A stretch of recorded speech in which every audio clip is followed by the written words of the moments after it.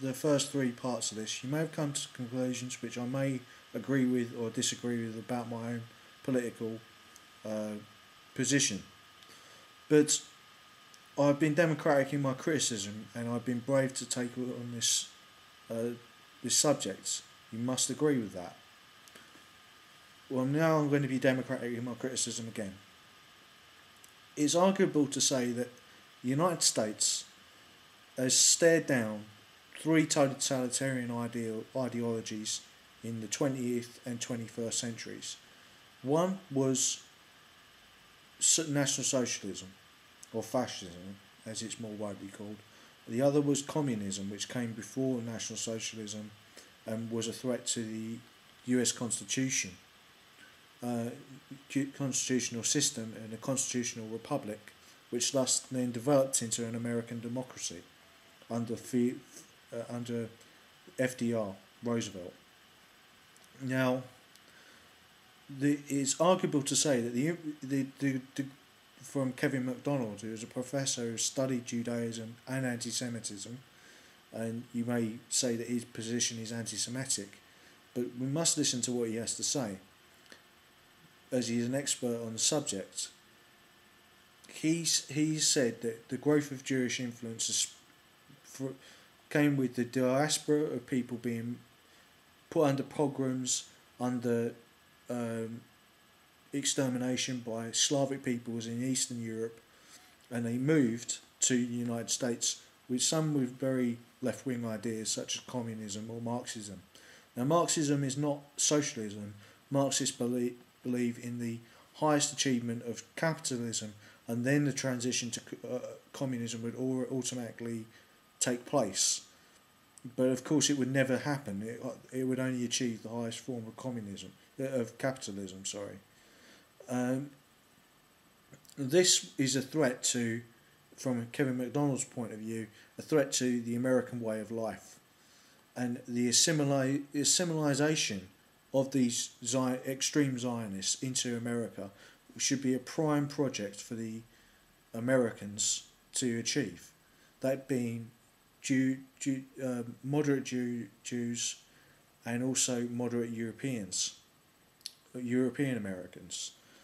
And on that, I'm sorry to say, I would have to agree with him, because what's happened is the assimilation of American culture to an Israeli culture, and an Israeli culture must distinguish between Jewish culture, which is very liberal and open in the diaspora, as being coalesced in Israel to a culture of threat, and this developed into neoconservatism.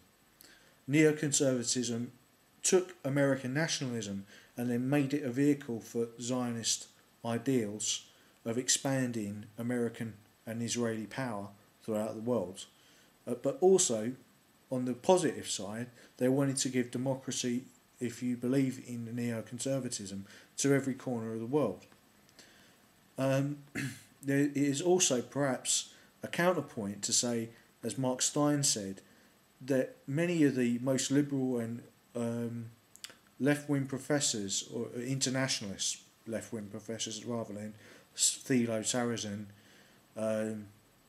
social democrats who have a moderate sense of their racial interest, but many of these left-wing people, such as Noam Chomsky, have been so critical of the American establishment as to be labelled by Mark Stein, who is a neoconservative, as nutcases. But if we look at the GDP rise in the American in America versus Europe, which has had 2 world wars, you see a quite staggering result until the European Union brought Europe together as a single bloc and made it the premier economic, and arguably it will become a premier military power as well. But the military Keynesianism of America is far more powerful because of John Maynard Keynes, in my view, than Jewish influence and Israel. It is the industrial military complex that arose out of military Keynesianism that George Friedman talked about in his next 100 years, and how all the technological advances that affect the civil society in America came out of that point.